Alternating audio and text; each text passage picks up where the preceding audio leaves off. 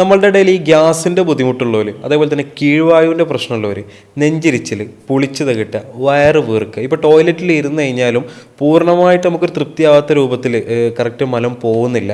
അപ്പോൾ ഇങ്ങനത്തെ അസിഡിറ്റി ആയിട്ട് ബന്ധപ്പെട്ട് നമ്മുടെ വയറുമായിട്ട് ബന്ധപ്പെട്ട് ഒരുപാട് ബുദ്ധിമുട്ടുകൾ അനുഭവിക്കുന്നവരാണ് നമ്മളിൽ പലരും. നമ്മൾ സുഹൃത്തുക്കളിലും ഉണ്ടാവും, നമ്മൾ വീടുകളിലും ഉണ്ടാവും.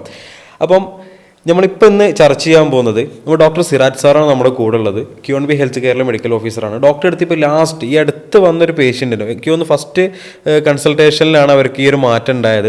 അപ്പോൾ അവർ ആ മാറ്റം, അവർ സന്തോഷം പറയുന്ന ഒരു വോയിസ് നമുക്ക് അയച്ചു തന്നിട്ടുണ്ടായിരുന്നു. ആ ഒരു വോയിസ് ഞാൻ ഇവിടെ പ്ലേ ചെയ്യാം. എൻ്റെ പേര് സിറിൽ. എൻ്റെ വീട് കോലഞ്ചേരി, എറണാകുളം ജില്ലയിലാണ്.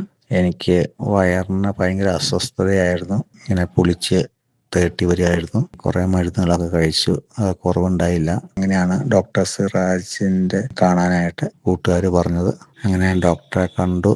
അപ്പോൾ ഡോക്ടറെ കണ്ട് മരുന്നുകളൊക്കെ കഴിച്ചു. ഇപ്പോൾ ഓക്കെ ആയി. ഇപ്പോൾ ഇവരുടെ ഈ ഒരു വോയിസ് കേട്ടാൽ തന്നെ നമുക്ക് മനസ്സിലാവും അവർക്ക് ഫുൾ ഓക്കെ ആയിട്ടുണ്ട്. അതേപോലെ തന്നെ അവരനുഭവിച്ച ബുദ്ധിമുട്ടുകളൊക്കെ അവർ ഓരോന്ന് എടുത്ത് പറയുന്നുണ്ട്. ഇപ്പോൾ നമ്മളിൽ ആ പ്രശ്നമുള്ളവരുണ്ടാവും, നമ്മുടെ സുഹൃത്തുക്കളുടെ പ്രശ്നം ഉണ്ടാവും. ഇപ്പോൾ അവർക്ക് തന്നെ ഡോക്ടറുടെ ഒരു വീഡിയോ അവരുടെ സുഹൃത്ത് അയച്ചു കൊടുത്തതെന്ന് പറഞ്ഞു. അപ്പോൾ ഇങ്ങനെ ഒരു ബുദ്ധിമുട്ട് അനുഭവിക്കുന്ന ആളുകൾക്കൊക്കെ അപ്പോൾ അതിനൊരു പരിഹാരം എന്ന് പറയാനോ പലയിടത്തും കാണിച്ചിട്ടുണ്ടാവും. ഇപ്പോൾ ഹോം റെമഡീസൊക്കെ കുറേ പരീക്ഷിച്ചിട്ടുണ്ടാവും. ഇപ്പോൾ നമ്മൾ സാധാരണ കടകളിൽ നിന്ന് വാങ്ങിക്കുന്ന മരുന്നുകൾ, ഇപ്പോൾ ഗ്യാസിൻ്റെ ഗുളികളൊക്കെ കഴിച്ചിട്ട് താൽക്കാലികമായിട്ട് ആശ്വാസം ഉണ്ടാക്കിയവരായിരിക്കും പലരും. ശരിക്കും ഇവരുടെ കേസിൽ എന്തായിരുന്നു, ഇവരുടെ കേസ് എന്തായിരുന്നു, എങ്ങനെയായിരുന്നു അത് ഡോക്ടർ ഇതാക്കി?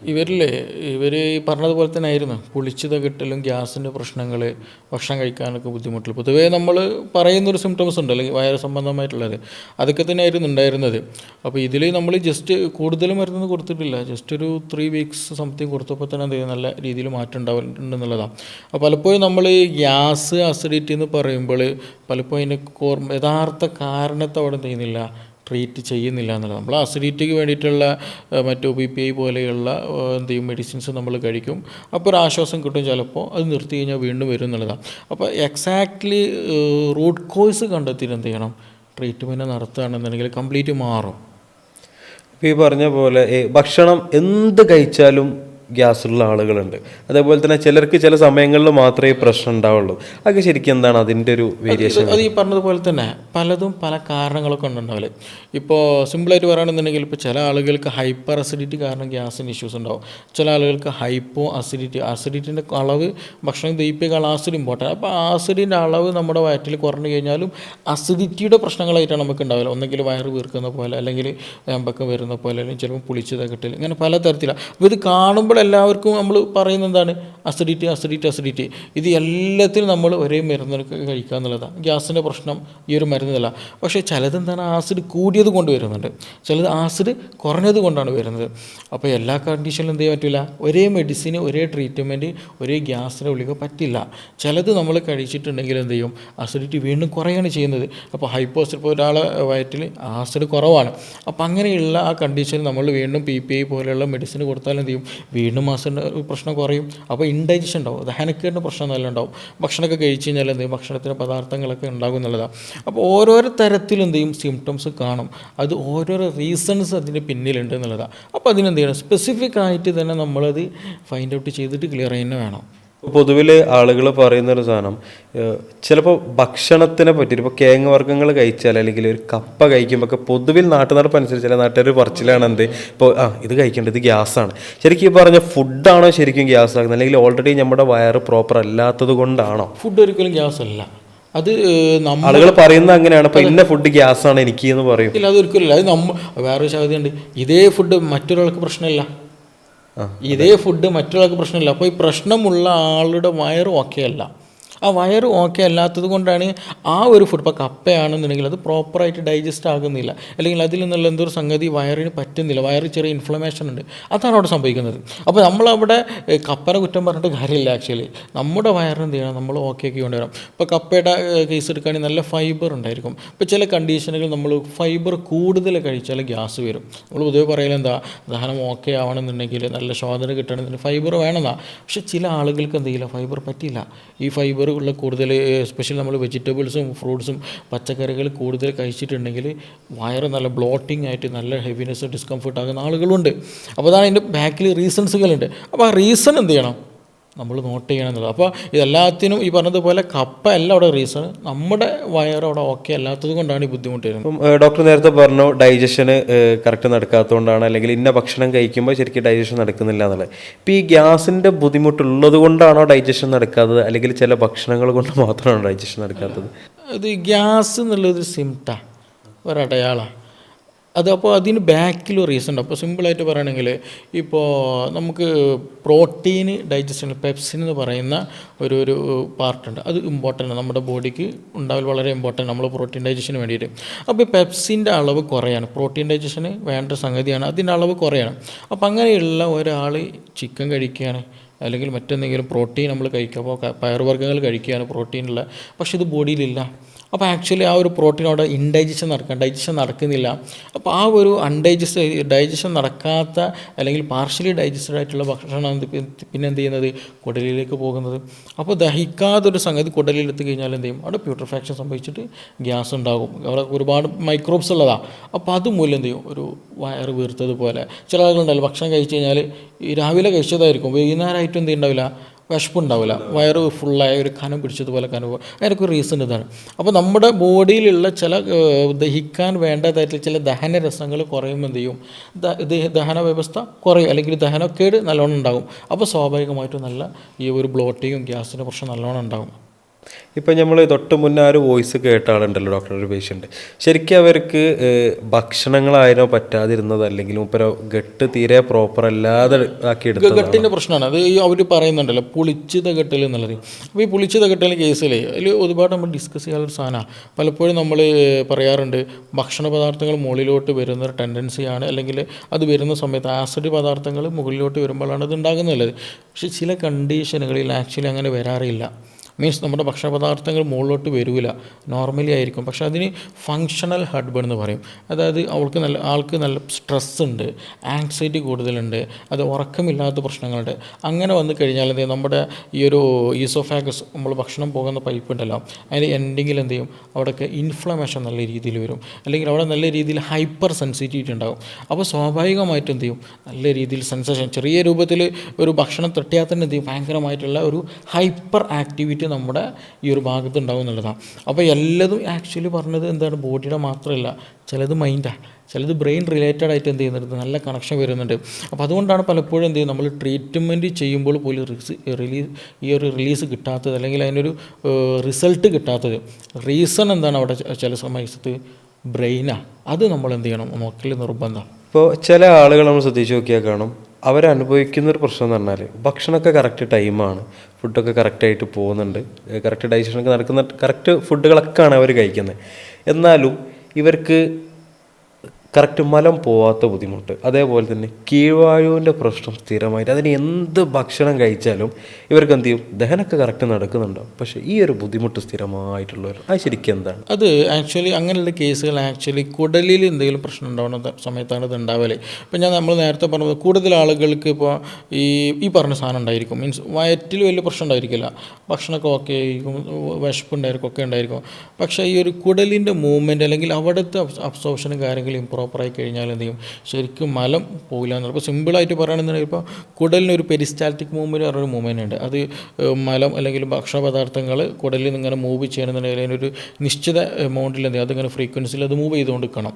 അപ്പോൾ ആ ഒരു മൂവ്മെൻറ്റ് കുറഞ്ഞു കഴിഞ്ഞാൽ എന്ത് ചെയ്യും, കുറേ സമയം കുടലിൽ തന്നെ ഭക്ഷണം നിൽക്കുന്നൊരവസ്ഥ വരും. ഷുഗറുള്ള ആളുകൾ പൊതുവെ പറയാറുണ്ട് ഈ ഒരു പ്രശ്നം, ഒരു കീഴ്വായിൻ്റെ പ്രശ്നം, മലം ശരിക്കും പോകുന്നില്ല, വിശപ്പില്ല എന്നുള്ളൊരു കംപ്ലയിൻറ്റ്. അതിൻ്റെ ഒരു റീസൺ ഇതാണ്. ഷുഗർ കൂടിക്കഴിഞ്ഞാൽ എന്ത് ചെയ്യും, നമുക്കറിയാം ഞരമ്പിനൊക്കെ നല്ല തരിപ്പ് വരും. അപ്പോൾ ഞരമ്പ് വീക്കാകുന്നത് കൊണ്ടാണ് ഷുഗർ നല്ലോണം ബാധിച്ചിട്ടുള്ളത്. അപ്പോൾ സെൻസേഷനൊക്കെ കുറയും. അപ്പോൾ എന്നതുപോലെ തന്നെ ഷുഗർ കൂടിക്കഴിഞ്ഞാൽ എന്ത് ചെയ്യും, കാലിൽ ഞരമ്പിൻ്റെ സെൻസേഷൻ കുറയുന്ന പോലെ തന്നെ നമ്മുടെ കുടലിൽ ഉണ്ടാകുന്ന ഞരമ്പുകൾക്ക്, നാടുകൾക്ക് സെൻസേഷൻ കുറയും. അപ്പോൾ ഈ മൂവ്മെൻറ്റ് കുറയും, കുടലിൽ എന്ത് ചെയ്യില്ല, ആ ഒരു കുടലിൻ്റെ മൂവ്മെൻറ്റ് കുറയും. അപ്പോൾ ഭക്ഷണ പദാർത്ഥങ്ങളും മലം കൂടുതൽ സമയം അവിടെ സ്റ്റേ ചെയ്യുന്ന ഒരു കണ്ടീഷൻ വരും. അപ്പോഴാണ് ഈ പറഞ്ഞ പ്രശ്നങ്ങളൊക്കെ എന്ത് ചെയ്യുക, നല്ലോണം ഉണ്ടാകുന്നുള്ളത്. അപ്പോൾ അത് ആക്ച്വലി നമ്മുടെ ഈ ഒരു വയറിൻ്റെ ഒരു സ്പെസിഫിക് ഇഷ്യൂസിൽ സ്റ്റൊമക്കിൻ്റെ പ്രശ്നമില്ല അവിടെ കൂടുതൽ വരുന്നത്. അവിടെ കൂടുതൽ കാണാറുള്ളത് ഈ പറഞ്ഞതുപോലെ കുടലിൻ്റേതായിട്ടുള്ളൊരു പ്രശ്നമായിട്ടാണ്. ശരിക്കും ഇതിലൊരു ട്രീറ്റ്മെൻറ്റ് എന്നുള്ളതിൻ്റെ ഒരു മെയിൻ ഫാക്ടറാണ്. നമ്മൾ ഈ ഒരു ബുദ്ധിമുട്ട് ഫസ്റ്റ് ട്രീറ്റ്മെൻറ്റ് ചെയ്യുക എന്നുള്ളതാണ്. അതേപോലെ തന്നെ ഭക്ഷണങ്ങൾ ഇപ്പോൾ ഇതൊക്കെ ഒന്ന് പ്രോപ്പറായി കിട്ടാൻ നമ്മൾ ഒഴിവാക്കേണ്ട ഫുഡുകളുണ്ടാവും. അതേപോലെ തന്നെ ഇന്ന ഭക്ഷണങ്ങൾ കഴിച്ചു കഴിഞ്ഞാൽ ഇതൊന്ന് പ്രോപ്പർ ആവാൻ അത് ഹെൽപ്പ് ചെയ്യുന്ന ഭക്ഷണങ്ങളുണ്ടാവും. അത് ശരിക്കും ഏതാണ്? അത് ഇത് ഓരോ കണ്ടീഷൻ അനുസരിച്ചിട്ടാണ് നോക്കണം. അപ്പോൾ ഷുഗറുള്ള ആളുകളാണെന്നുണ്ടെങ്കിൽ എന്ത് ചെയ്യണം, ഷുഗറിന് മെയിനായിട്ട് നിർബന്ധമായിട്ട് ഫോക്കസ് ചെയ്യുന്ന വേണം. 2, നിങ്ങൾക്ക് ദഹനക്കേടുണ്ട്, ബ്ലോട്ടിംഗ് ഒക്കെ കൂടുതലാണെന്നുണ്ടെങ്കിൽ കുറഞ്ഞ ഭക്ഷണം കഴിക്കുക. ഈ പറഞ്ഞ കീഴ്വാഴുവായാലും അല്ലാത്ത പുളിച്ച് തേട്ടലായാലും നെഞ്ചിരിച്ചിലാണെങ്കിലൊക്കെ ഒക്കെ കഴിക്കണം. കാരണം എന്താ വെച്ചിട്ടുണ്ടെങ്കിൽ അവിടെ ഒരു ഇൻഫ്ലമേറ്ററി കണ്ടീഷനാണ് ആക്ച്വലി ഗട്ട് കിടക്കുന്നത്. അപ്പോൾ അതിന് ഓവർലോഡ് കൊടുക്കരുത്. അതിനൊരു ഹീലിംഗ് ടൈം നമ്മൾ കൊടുക്കൽ അത്യാവശ്യമാണ്. അപ്പോൾ എന്ത് ചെയ്യുക, സിമ്പിളായിട്ട് പെട്ടെന്ന് ഡൈജസ്റ്റ് ആകുന്ന ഫുഡുകൾ കൊടുക്കുക. അതേപോലെ തന്നെ നല്ല ഫൈബർ, ആവശ്യത്തിന് ഫൈബർ എന്താണ് ഉൾപ്പെടുത്തണം. ചില ആളുകൾ ഫൈബർ തീരെ കഴിക്കാറില്ല, അതുകൊണ്ടും എന്ത് ചെയ്യും, നല്ല രീതിയിൽ ബ്ലോട്ടിംഗ് ഒക്കെ വരും. കൂടുതൽ നോൺ വെജ് കൂടുതലാക്കി എടുത്തു കഴിഞ്ഞാൽ നല്ല പ്രശ്നങ്ങൾ വരും. അതുപോലെ നല്ല വെള്ളം കുടിക്കാൻ ശ്രദ്ധിക്കണം. പലപ്പോഴും മിസ് ചെയ്യുന്ന ഒരു സംഗതിയാണ് എന്ത് ആളുകൾ വെള്ളം കുടിക്കില്ല എന്നുള്ളത്. ചായ കുടിക്കുന്നുണ്ടാവും, പിന്നെ മറ്റ് ഡ്രിങ്ക്സുകളൊക്കെ കുടിക്കുന്ന, പക്ഷേ സാധാരണ ഒരാളിപ്പോൾ നിലവിൽ വെള്ളം കുടിക്കുന്നില്ല. ഞാനിപ്പോൾ എൻ്റെ അടുത്തൊരു പേഷ്യൻ്റ് എന്നാൽ ഒരു 8 ഗ്ലാസ് 10 ഗ്ലാസ്സാണ് പറയലാ. എന്നാലും ജസ്റ്റ് നിങ്ങളൊന്ന് ആലോചിച്ച് നോക്കിയാൽ 4 ഗ്ലാസ് പോലും കണക്കൂട്ടൽ ചായൻ്റെ അതായിരിക്കും പ്രശ്നം. അപ്പോൾ ചായ വലിയ പ്രശ്നമാണ് ഇതിന്. അപ്പോൾ വെള്ളം എന്ത് ചെയ്യണം, നമ്മൾ നിർബന്ധമായിട്ടും ഒരു 2-3 ലിറ്റർ, ഒരു ആവറേജ് ഒരാൾ ഇപ്പോൾ കൂടുതൽ പുറത്തൊക്കെ ഒന്ന് വർക്ക് ചെയ്യുക, വീട്ടിനകത്തിരിക്കുന്ന ഒരാളാണെങ്കിൽ പോലും എന്ത് ചെയ്യണം, ഒരു 2-2.5 ലിറ്റർ നിർബന്ധമായിട്ടും വെള്ളം കുടിക്കുക എന്നുള്ളത് തന്നെയാണ്. പിന്നെ മറ്റൊന്ന് എക്സസൈസ് ചെയ്യണം എന്നുള്ളതാണ്. സർക്കുലേഷൻ നല്ല രീതിയിൽ കിട്ടണം, മസ്കുലർ ആക്ടിവിറ്റി കിട്ടണം എന്നുണ്ടെങ്കിൽ എക്സസൈസ് വളരെ ഇമ്പോർട്ടൻ്റ്. അതുകൊണ്ടാണ് ഈ വീട്ടിൽ അടങ്ങി ഒതുങ്ങിയിരുന്നത് അല്ലെങ്കിൽ ഓഫീസിൽ ഒരു ഭാഗത്ത് ഇരുന്ന് ജോലി ചെയ്യുന്ന ആളുകൾക്ക് എന്ത് ചെയ്യും, കോൺസ്റ്റിപ്പേഷൻ, വയറ് നല്ല പ്രശ്നം ഉണ്ടാകാറുന്നില്ല. അത് എക്സസൈസ് എന്ത് ചെയ്യണം, നമ്മൾ നല്ല രീതിയിൽ. കൂടുതലും ഈ പുറത്ത് പണിയെടുക്കുന്നവരും അതേപോലെ തന്നെ ഓഫീസിൽ വർക്ക് ചെയ്യുന്ന ആളുകളാണെങ്കിലും രണ്ടുപേരും നമ്മളെ മാറ്റം എന്താ, വയറ് ചാടുന്നു എന്നുള്ളതാണ്. അത് ശരിക്കും എന്താണ്, ആ കുടവയറിങ്ങനെ പെട്ടെന്ന് ചാടുന്ന ഓഫീസിൽ സ്ഥിരമായിട്ട് ഇങ്ങനെ ഇരുന്ന് വർക്ക് ചെയ്യും. അത് എക്സസൈസ് ചെയ്യാത്തതുകൊണ്ട് തന്നെയാണ്, വേറെ ഒന്നുമില്ല. അപ്പോൾ ഒരേ സമയം നമ്മൾ ഒരേ ഇരുത്തി ഇരിക്കുന്നുണ്ട്. അപ്പോൾ എക്സസ് ആയിട്ടുണ്ടാകുന്ന ഫാറ്റുകളൊക്കെ എന്ത് ചെയ്യും, ഒരു ഭാഗത്ത് സ്റ്റോർ ചെയ്യുന്നുള്ളതാണ്. പക്ഷേ ഇന്നിപ്പോൾ വലിയ ഡിഫറൻസ് ഒന്നുമില്ല. കാരണം ഇന്ന് ആളുകൾക്ക് സ്ട്രെസ്സ് നല്ലോണം ഉണ്ട്. പണ്ടത്തെ കണ്ടീഷനല്ല, മാനസികമായിട്ട് എന്തോ ഒരു ഹാപ്പി മൂഡുള്ള ആളുകൾ കുറവാണ് ആക്ച്വലി. അപ്പോൾ അതുകൊണ്ട് തന്നെ ആളുകൾക്ക് എന്തുണ്ട്, സ്ട്രെസ്സ് കൂടിയാൽ തന്നെ ഇപ്പോൾ നല്ല വർക്ക് ചെയ്യുന്നുണ്ടാവും. അതെ, പുറത്ത് നന്നായിട്ട് വർക്ക്. പിന്നെ വേറൊരു സാധനം കൂടി ഉണ്ട്. ഇപ്പോൾ പുറത്ത് പണിയെടുക്കുന്ന, നാടൻ പണി എടുക്കുന്ന ആളാണെങ്കിലും വീട്ടിൽ 2-3 ദിവസം മന്തി അങ്ങനെ എന്തെങ്കിലും പുറത്തുനിന്നുള്ള ഭക്ഷണങ്ങൾ അവർക്ക് നിർബന്ധമാണ്. പണ്ടത്തെ പോലെ അല്ലല്ലോ. അത് നല്ലോണത്തിന് ബാധിക്കുന്നുണ്ട്, സ്ട്രെസ്സ് നല്ലോണം ബാധിക്കുന്നുണ്ട്. അപ്പോൾ ലൈഫ് സ്റ്റൈൽ എല്ലാതും നമ്മൾ എന്ത് ചെയ്യണം, ഇതിനോട് യോജിപ്പിച്ച് നോക്കണം, എങ്കിലും നമുക്കിത് കറക്റ്റ് ക്ലിയർ കിട്ടുള്ളൂ. അപ്പോൾ ഞാനിപ്പോൾ ഈ ഒരു വിഷയത്തിൻ്റെ കേസുകളൊക്കെ ആണെന്ന് ഞാൻ കറക്റ്റ് പറയും, നിങ്ങൾ കൂടുതൽ വെള്ളം കുടിക്കും. ചിലരത് അങ്ങനെ പറയലുണ്ട്. ഇപ്പോൾ ഈ കൂടുതൽ പുളിച്ചത് കെട്ടലൊക്കെ കൂടുതലാണെന്ന് എന്ത് ചെയ്യും, നിങ്ങൾ കുറച്ച് വെള്ളം കുടിക്കുക. ചിലപ്പോൾ ഞാൻ പറയും, ഡോക്ടറെ ഞാൻ പറയും, നിങ്ങൾ നേരത്തെ എന്ത് ചെയ്യാം, ഭക്ഷണം കഴിക്കണം, നേരത്തെ വെള്ളം കിടക്കണം എന്നൊക്കെ പറയും. ഒരു 2 മണിക്കൂർ ഗ്യാപ്പ് ഇട്ടിട്ട് എന്ത് ചെയ്യുക, നിങ്ങൾ കിടക്കാൻ പാടുമെന്നൊക്കെ പറയും. പക്ഷേ അപ്പോഴും ഒരു പറയലെന്ന് വെച്ചിട്ടുണ്ടെങ്കിൽ, ഈ അടുത്തൊരു പേഷ്യൻ്റ് എടുത്ത് തന്നു. അപ്പോൾ ഡോക്ടർ ഞാനതൊക്കെ ചെയ്യലുണ്ടോ, ഓക്കെയാണ്, ഭക്ഷണം ഞാൻ ഉറങ്ങുന്നതിന് 2 മണിക്കൂർ മുമ്പാണ് ഞാൻ കഴിക്കാറുള്ളത്, അങ്ങനത്തെ ചില. പക്ഷേ എന്നിട്ടും എനിക്ക് പുളിച്ചത് കിട്ടലുണ്ടാറ്. അപ്പോൾ ഞാൻ അവരോട് ചോദിച്ചു, നിങ്ങൾ വെള്ളം എപ്പോഴും കുടിക്കില്ല വെച്ചിട്ട്, വെള്ളം ഇപ്പോൾ കുടിക്കണം. അപ്പോൾ ഇവരെന്താണെന്ന് വെച്ചിട്ടുണ്ടെങ്കിൽ ഉറങ്ങാൻ പോകുന്നതിന് മുന്നോടിയായിട്ട് നല്ലോണം വെള്ളം കുടിച്ചിട്ടാണ് കിടക്കുന്നത്. അപ്പോൾ അതിൽ കാര്യമില്ല. അപ്പോൾ ആ കണ്ടീഷനുകൾക്ക് എന്താ വെച്ചിട്ടുണ്ടെങ്കിൽ എന്ത് ചെയ്യും, വെള്ളം കുടിച്ചാൽ വയറിനെ സംബന്ധിച്ചുള്ള വയറ് വീർക്കും, അല്ലെങ്കിൽ അത് വെള്ളം എന്ത് ചെയ്യും, വയറ് ഫുള്ളായി കഴിഞ്ഞാൽ തിരിച്ച് റിട്ടേൺ വരുന്ന ഒരു ടെൻഡൻസി ഉണ്ടാകും. അപ്പോൾ നിങ്ങൾ എന്ത് ചെയ്യുക, വെള്ളം കുടിയിലും എന്ത് ചെയ്യണം, മാറ്റങ്ങൾ കൊണ്ടുവരണം എന്നുള്ളതാണ്.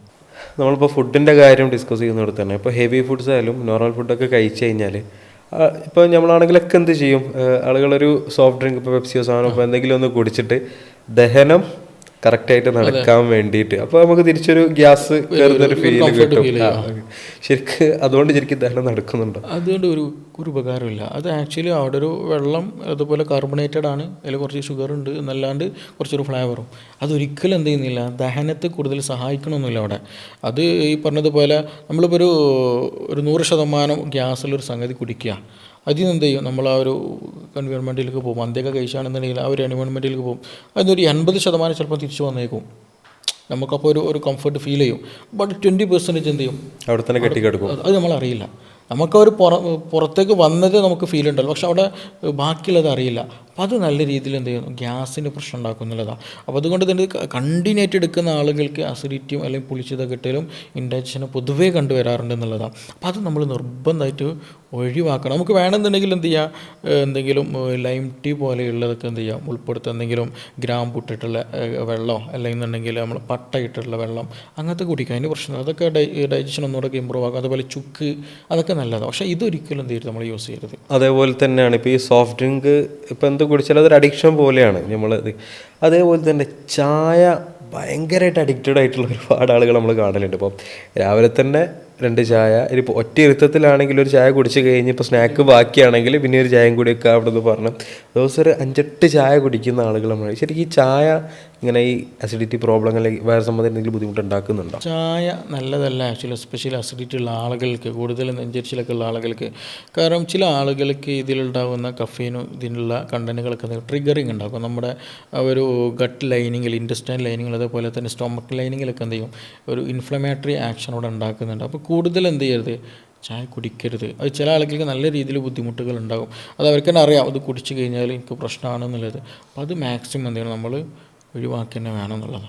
അപ്പോൾ അതേപോലെ തന്നെ നമ്മൾ ഈ വയറ് തണുപ്പിക്കാനും അല്ലെങ്കിൽ ഡൈജഷൻ പ്രോപ്പർ ആകാനൊക്കെ ഇപ്പോൾ പുറത്തുള്ള ആളുകൾ, ഇപ്പം അബ്രോഡ് അല്ലെങ്കിൽ ദുബായ് GCCകളിലൊക്കെ വർക്ക് ചെയ്യുന്നവർ അവിടെ എന്ത് ചെയ്യും, ഒരു ബോട്ടിൽ ഒരു 2-2.5 റിയാൽ കൊടുത്തു കഴിഞ്ഞാൽ, ദിറംസ് കൊടുത്തു കഴിഞ്ഞാൽ ഒരു ബോട്ടിൽ ലബന് കിട്ടും. എന്തിനാണെന്ന് വെച്ചാൽ ഈ യോഗട്ട് പോലെ തന്നെ നമ്മളെ വയറ് ഒരു തണുപ്പിക്കാൻ ഉച്ച സമയത്ത് കുടിക്കുക. അതേപോലെ തന്നെ നമ്മൾ നാട്ടിൽ നോക്കുകയാണെങ്കിൽ തൈര് സ്ഥിരമായിട്ട് ഉച്ചയ്ക്ക് കഴിക്കുന്നവരുണ്ട്. അപ്പോൾ ഈ അസിഡിറ്റി ബുദ്ധിമുട്ടുള്ളവർക്ക്, ഈ പറഞ്ഞ ബുദ്ധിമുട്ടുള്ളവർക്ക് ശരിക്കും ഇത് നല്ലതാണോ? തൈര് നല്ലതാണ് ആക്ച്വലി. തൈര് ചൂസ് ചെയ്യുന്ന സമയത്ത് കൂടുതൽ പുളിയുള്ളതാകരുത്. അതേപോലെ തന്നെ നമ്മൾ നല്ല തണുപ്പോട് കൂടി കഴിക്കുകയും ചെയ്യരുത്. ഈ 2 സാധനം നിർബന്ധമായിട്ട് ശ്രദ്ധിക്കണം. പുളിയുള്ളത് ഇപ്പോൾ ഈ പാക്കറ്റിൽ വരുന്ന തൈരുകളുണ്ടല്ലോ, അത് അത്യാവശ്യം ചിലത് നല്ല പുളിയുള്ളതുണ്ടായിരിക്കും. ഇപ്പോൾ യോഗേട്ട് നമ്മൾ അത്ര പുളി, ഗ്രീക്ക് യോഗേട്ടൊക്കെ ആണെന്നുണ്ടെങ്കിൽ ഒരു കമ്പാരിറ്റീവ്ലി കുറവുണ്ടായിരിക്കും. അതത്ര പ്രശ്നമില്ല. കൂടുതൽ പുളിയുള്ള കഴിച്ചിട്ടുണ്ടെങ്കിൽ ചില ആളുകൾ ഇത് കണ്ടുവരാറുണ്ട്, നല്ല രീതിയിൽ കോൺസ്റ്റിപ്പേഷൻ കണ്ടുവരാറുണ്ട്. അതേപോലെ നല്ല തണുപ്പുള്ളത് അതേപോലെ കഴിച്ചാലും ഈ ഒരു ബുദ്ധിമുട്ട് കണ്ടുവരാറുണ്ട്. അപ്പോൾ മാക്സിമം എന്ത് ചെയ്യും, ഒരു നോർമൽ ടെമ്പറേച്ചറിലുള്ളത്, അതേപോലെ തന്നെ പുളി കുറഞ്ഞത് നമ്മൾ ചൂസ് ചെയ്യുക എന്നുള്ളതാണ്. ഈ യോഗേട്ട് നമ്മൾ കഴിക്കും ഒന്ന് നമ്മുടെ ഇൻഡസ്ട്രിയിൽ ഒരുപാട് നല്ല ബാക്ടീരിയകളുണ്ട്. അപ്പോൾ ആ ബാക്ടീരിയകൾ നിലനിർത്താൻ, അവിടെ എന്തെങ്കിലും കംപ്ലയിൻസ് ഉണ്ടെങ്കിൽ അത് ഹീലാക്കാനൊക്കെ എന്ത് ചെയ്യും, ഈ യോഗേട്ട് നന്നായിട്ട് ഹെൽപ്പ് ചെയ്യും. പിന്നെ അതേപോലെ തന്നെ ഭക്ഷണം ദഹിപ്പിക്കാനൊക്കെ എന്ത് ചെയ്യും, അത് നന്നായിട്ട് ഹെൽപ്പ് ചെയ്യുന്നുണ്ട്. അപ്പോൾ ഇതെന്ത് ചെയ്യുക, നമുക്ക് ഭക്ഷണത്തിൽ ഉൾപ്പെടുത്താൻ നല്ലതാണ്. ഇപ്പോൾ ദഹനത്തിനാണെങ്കിലും ലേറ്റ് നൈറ്റ് ഡിന്നർ ഒഴിവാക്കണം എന്നാണ് നമ്മൾ പലപ്പോഴും കേട്ടിട്ടുള്ളതും ഡോക്ടേഴ്സൊക്കെ പറയുന്നൊരു സാധനം. അതേപോലെ തന്നെ ഉറക്ക്, ഇപ്പോൾ രാത്രി നേരം വൈകി ഉറങ്ങിയാലും അത് ചിലപ്പോൾ ഉറക്ക് കിട്ടാത്തതുണ്ടെങ്കിൽ അല്ലെങ്കിൽ ഫോണിൽ നോക്കിയിട്ടായിരിക്കും. ഇപ്പോൾ രാവിലെ നേരത്തെ എണീച്ച് അത് കഴിഞ്ഞ് ചിലപ്പം ഉച്ചയാകുമ്പോൾ നല്ല ഉറക്ക് വരുന്നുണ്ട്. ഇപ്പോൾ കണ്ണ് പൂട്ടിയാലും എന്ത് ചെയ്യില്ല, ചിലപ്പോൾ ഉറങ്ങാൻ പറ്റലും ഉണ്ടാവില്ല. അപ്പോൾ അത് ഉറങ്ങാനൊരു ഇത് കിട്ടുന്നില്ല, ഉറക്ക് വരുന്നില്ല എന്നുള്ളതാണ്. ശരിക്കും പറഞ്ഞാൽ ഈ ഉറക്ക് പ്രോപ്പർ ആവാത്തതും ഇതും തമ്മിൽ റിലേറ്റഡ് ആണ്. റിലേഷൻ ഉണ്ട്. അത് ഉറക്കം നമ്മുടെ കംപ്ലീറ്റ് മെറ്റബോളിസത്തെ ലിങ്ക് ചെയ്തൊരു സംഗതിയാണ്. ഉറക്കം നമ്മൾ ലേറ്റായിട്ട് നമ്മൾ ഹോർമോൺ ഇംബാലൻസ് നല്ലോണം വരും ബോഡിയിൽ. ആ ഹോർമോൺ ഇംബാലൻസ് വന്നു കഴിഞ്ഞാൽ എന്ത് ചെയ്യും, കംപ്ലീറ്റ് എൻസൈം ആക്ടിവിറ്റിയും കാര്യങ്ങളൊക്കെ എന്ത് ഇംബാലൻസ്ഡായി കഴിയുന്നുള്ളതാണ്. അപ്പോൾ അതുകൊണ്ട് തന്നെ നമുക്ക് ചിലപ്പോൾ എന്ത് ചെയ്യില്ല, രാവിലെ എഴുന്നേൽക്കും ചിലപ്പോൾ ഒരു വിശപ്പൊന്നും ഫീൽ ചെയ്യില്ല. എല്ലാവർക്കും രാവിലെ എഴുന്നേൽക്കുന്ന സമയത്ത് ഒരു എന്തെങ്കിലും വയർക്ക് വേണം, വിശപ്പുണ്ടെന്നുണ്ടെങ്കിൽ ഈ പറഞ്ഞ വ്യക്തികൾക്ക് എന്ത് ചെയ്യില്ല, രാവിലെ എഴുന്നേൽക്കുന്ന സമയത്ത് 11 മണിയായാലും വലിയ വിശപ്പൊന്നും ഉണ്ടായിരിക്കില്ല എന്നുള്ള. അതേസമയം നട്ടപ്പാതിരിക്ക് ചിലപ്പോൾ എന്ത് ചെയ്യും, നന്നായിട്ട് വിശക്കുകയും ചെയ്യും. അപ്പോൾ അങ്ങനെ ഒരു സിസ്റ്റത്തിലേക്ക് ബോഡി കൺവേർട്ടഡ് ആയി പോകുന്നതാണ്. അതായത് രാത്രി നല്ല ഫുഡ് അടിയും രാവിലെ ബ്രേക്ക്ഫാസ്റ്റ് സ്കിപ്പ് ചെയ്യൽ തോന്നിയതുപോലൊക്കെ എന്ത് ചെയ്യുക, ഒരു സിസ്റ്റത്തിലേക്ക് മാറിക്കഴിഞ്ഞാൽ അതിനനുസരിച്ചിട്ടാണ് ബോഡിയിൽ കംപ്ലീറ്റ് ആക്ടിവിറ്റി. അപ്പോൾ രാവിലെ എണീക്കുമ്പോൾ ഒരു എനർജി ഫീൽ ചെയ്യില്ല, ഒരു എനർജി ഉണ്ടാവില്ല, എപ്പോഴും ക്ഷീണം പിടിച്ചിരിക്കുക. അതേപോലെ ഇങ്ങനെയുള്ള ആളുകൾക്ക് ഷുഗർ പെട്ടെന്ന് വരും, ഇൻസുലിൻ റെസിസ്റ്റൻസ് കൂടാനുള്ള സാധ്യത വളരെ കൂടുതലാണ്, പൊണ്ണത്തടി വരാനുള്ള സാധ്യതകളൊക്കെ കൂടുതലാണ്. അപ്പോൾ ഇതെല്ലാതും കംപ്ലയിൻസ് ആക്ച്വലി ബിഗിനിങ് എന്ന് പറയുന്നത് ആ ഒരു ലൈഫ് സ്റ്റൈലാണ്. അത് ആദ്യം ബാധിക്കുന്നത് നമ്മുടെ ഗട്ട് ഹെൽത്തിനെ തന്നെ. അതിനെ ബാധിച്ചിട്ടാണ് ആക്ച്വലി ഷുഗർ ആയാലും കൊളസ്ട്രോൾ ആയാലും പൊണ്ണത്തടി ആയാലും ഗ്യാസ്ട്രൈറ്റിസ് ആയാലും ബാക്കിയുള്ളതെല്ലാം ഉണ്ടാകുന്നത്. അപ്പോൾ അത് നിർബന്ധമായിട്ട് നമ്മൾ ശ്രദ്ധിക്കേണ്ടതാണ്. ഇത് ഏറ്റവും കൂടുതൽ നേരിടുന്ന അല്ലെങ്കിൽ അനുഭവിക്കുന്ന ഒരാൾക്കാരാണ് ഹോസ്റ്റലിൽ പഠിക്കുന്ന ആളുകൾ അല്ലെങ്കിൽ പുറത്ത് ജോലി ചെയ്യുന്നവർ. ഇപ്പോൾ GCCയിലൊക്കെ ജോലി ലേറ്റായിട്ടാണ് അവർ വർക്കും കാര്യങ്ങളൊക്കെ കഴിഞ്ഞ് കിടക്കുന്നത്. ഇപ്പോൾ രാവിലെ എഴുന്നേറ്റ് ചിലപ്പം ബ്രേക്ക്ഫാസ്റ്റ് സ്കിപ്പ് ചെയ്യും, ഉച്ചയ്ക്കത്തെ ലഞ്ച് സ്കിപ്പ് ചെയ്യും. ഇപ്പോൾ ബ്രേക്ക്ഫാസ്റ്റ് ആണെങ്കിൽ തന്നെ എന്തെങ്കിലും ഒരു ന്യൂട്ടല്ലേ അല്ലെങ്കിൽ ബ്രെഡോ അല്ലെങ്കിൽ വേറെ എന്തെങ്കിലും ചായയും സ്നാക്സും കുടിച്ചിട്ട് തന്നെ ആയിരിക്കും തുടങ്ങും. കാരണം എന്ത് പോകുന്നു എന്നുള്ളതല്ല, തൽക്കാലം ആ വിശപ്പിനെ അടുക്കി പിടിക്കാൻ എന്തെങ്കിലും എന്നുള്ളതാണ് എല്ലാ ഹോസ്റ്റലേഴ്സും ഇവിടെ പുറത്ത് പഠിക്കുന്നവരും ആളുകളൊക്കെ ചെയ്യുന്നത്. ശരിക്കും അത് എങ്ങനെയാണ് അവർ അതൊരിക്കലും പാടില്ലാത്തതാണ് ആക്ച്വലി. ഒന്ന്, നമ്മൾ കഴിക്കുന്ന ഭക്ഷണങ്ങൾ വളരെ ഇമ്പോർട്ടൻ്റാണ്. നമ്മൾ പലപ്പോഴും ഫുഡ് ചൂസ് ചെയ്യുന്നത് സിമ്പിൾ, ചീപ്പ് ആൻഡ് ടേസ്റ്റി, ഈ 3 സാധനം നമ്മൾ നോക്കുക. പെട്ടെന്ന് ഉണ്ടാക്കാൻ പറ്റുന്നതും പിന്നെ കുറച്ച് ടേസ്റ്റ് ഉള്ളതും ചീപ്പ് റേറ്റ് ആവാന്നുള്ളത് നമ്മൾ മെയിനായിട്ട് നോക്കാറുള്ളത്. ബട്ട് അത് ഏത് വരെ ഉള്ളൂ, നമ്മുടെ ഈ ഒരു നാവ് അല്ലെങ്കിൽ തൊണ്ട ഇതുവരെ ഉള്ളൂ. അതിനപ്പുറത്തേക്ക് കഴിഞ്ഞിട്ടുണ്ട് കുറേ വേറെ തന്നെ വേറെ ലോകമുണ്ട്. ഇവിടുന്ന് എന്ത് കഴിഞ്ഞാലും എന്ത് ചെയ്യും, ഡൈജഷൻ അവിടെ നടക്കും. വേണ്ടതാണെന്നുണ്ടെങ്കിൽ വേണ്ടാത്തതൊക്കെ ആണെങ്കിൽ അതിനനുസരിച്ചിട്ട് ബോഡിയിൽ മാറ്റം ഉണ്ടാവും. അപ്പോൾ ഈ പറഞ്ഞതുപോലെയുള്ള എടുത്തിട്ടുണ്ടെങ്കിൽ അതിൽ വേണ്ടത് നമുക്കില്ല, ഫൈബേഴ്സ് ഇല്ല, പ്രോട്ടീൻസ് ചിലപ്പോൾ ഉണ്ടായിരിക്കില്ല, കൂടുതൽ കാർബാണ് വരാറുള്ളത്. അപ്പോൾ അങ്ങനെ വരുന്ന സമയത്ത് എന്ത് ചെയ്യും, ബ്ലോട്ടിങ് ഉണ്ടാകാനുള്ള സാധ്യത കൂടുതലാണ്. അതേപോലെ ഗട്ട് ഇൻഫ്ലമേഷനുള്ള സാധ്യതകളൊക്കെ കൂടുതലാണ്. അത് ഗ്രാജ്വലി എന്ത് ചെയ്യും, ബുദ്ധിമുട്ടുകളിലേക്ക് എത്തും എന്നുള്ളതാണ്. അപ്പോൾ അങ്ങനെയുള്ള ഇനിയിപ്പോൾ ചില ആളുകളൊക്കെ ഉണ്ട്, ഇപ്പോൾ ഹോസ്റ്റലേഴ്സിന് അല്ലെങ്കിൽ പുറത്ത് വർക്ക് ചെയ്യുന്ന ആളുകൾ പറയുന്നതാണ്, ഡോക്ടർ എനിക്ക് ഉറങ്ങാൻ ടൈം കിട്ടാറില്ല, അല്ലെങ്കിൽ അങ്ങനെയൊക്കെ ഒരു പറയുന്നു പൊതുവെ കണ്ടുവരാറുണ്ടെന്നുള്ളതാണ്. നമ്മൾ മനസ്സിലാക്കേണ്ട ഒരു സംഗതി, ഉറക്കം നമ്മുടെ ബോഡിക്ക് വളരെ വളരെ അത്യാവശ്യമുള്ള സാധനമാണ്. എല്ലാം കഴിഞ്ഞ് ഫോൺ വിളിയും എല്ലാ ചാറ്റിംഗ് ഒക്കെ കഴിഞ്ഞിട്ട് സമയം ഉണ്ടെങ്കിൽ ഉറങ്ങുക. സമയം കിട്ടുന്നില്ല എന്നേക്കാട്ടും നല്ലത് കണ്ടെത്തുന്നില്ല എന്നുള്ളത് പറയുന്നതായിരിക്കും കുറച്ചുകൂടി എളുപ്പമല്ലേ ആവശ്യം. അപ്പോൾ നമ്മൾ എന്താ വെച്ചിട്ടുണ്ടെങ്കിൽ അതിന് നല്ല രീതിയിൽ പ്രയോറിറ്റി ഉറക്കിന് കൊടുക്കണം. പണ്ടത്തെ ആളുകൾക്ക് ഉണ്ടല്ലോ, കറക്റ്റ് സമയത്ത് എണീക്കും, കറക്റ്റ് സമയത്ത് 10-10:30 ഒരു മാക്സിമം കടന്ന് ഉറങ്ങിയിട്ടുണ്ടാവും. രാവിലെ ഒരു 4 മണി ആ ടൈമിന് എണീച്ചിട്ട്. അപ്പോൾ അത് ആ ഒരു ശീലം എന്ത് ചെയ്യണം നമ്മൾ കൊണ്ടുവരാന്നുള്ള. ഇപ്പോൾ ഈ ഡോക്ടർ ഈ പറഞ്ഞ കാര്യങ്ങളൊക്കെ നമുക്ക് തന്നെ സ്വയം ചിന്തിച്ച് കഴിഞ്ഞാൽ നമ്മളുമായിട്ട് ബന്ധപ്പെട്ടതായിരിക്കും, അല്ലെങ്കിൽ നമ്മുടെ സുഹൃത്തുക്കളായിട്ട് റിലേറ്റ് ചെയ്തിട്ടുള്ള കാര്യങ്ങളായിരിക്കും ഈ പറഞ്ഞ ഓരോന്നും. ഇപ്പം ഈ പറഞ്ഞ ബുദ്ധിമുട്ടുകൾ എന്തെങ്കിലും നിങ്ങൾ നേരിടുന്നുണ്ടെങ്കിൽ, ഇപ്പോൾ നേരത്തെ ഡോക്ടറെ തന്നെ കൺസൾട്ട് ചെയ്തൊരു പേഷ്യൻ്റ്, അവർക്ക് ആദ്യ കൺസൾട്ടേഷനിൽ തന്നെ മാറ്റം വന്നു എന്ന് തന്നെ പറഞ്ഞു. അപ്പോൾ ഒന്നുകൊണ്ട് പേടിക്കേണ്ടിയില്ല. അങ്ങനെ എന്ത് ബുദ്ധിമുട്ടുണ്ടെങ്കിലും നിങ്ങൾക്ക് ഡോക്ടറെ തന്നെ കോൺടാക്ട് ചെയ്യാവുന്നതാണ്. ഓൺലൈനായിട്ടും ഓഫ്ലൈനായിട്ടും. ഇപ്പം ഹോസ്റ്റലിൽ വർക്ക് ചെയ്യുന്നവരപ്പോൾ ഹോസ്റ്റലിൽ പഠിച്ചും കഴിഞ്ഞ് അങ്ങനെ താമസിക്കുന്നവരൊക്കെ ആണെങ്കിലും അബ്രോഡ് വർക്ക് ചെയ്യുന്നവരാണെങ്കിലൊക്കെ നിങ്ങൾക്ക് കൺസൾട്ടേഷൻ മെഡിസിൻസും കാര്യങ്ങളൊക്കെ അവൈലബിൾ ആണ്. ഡോക്ടർ ട്രീറ്റ്മെൻറ്റ് അവൈലബിൾ ആണ്. താഴെ കാണുന്ന നമ്പറിൽ ബുക്ക് ചെയ്താൽ മതി. അപ്പം അടുത്തൊരു വീഡിയോ ആയിട്ട് നമുക്ക് വീണ്ടും കാണാം. ബൈ.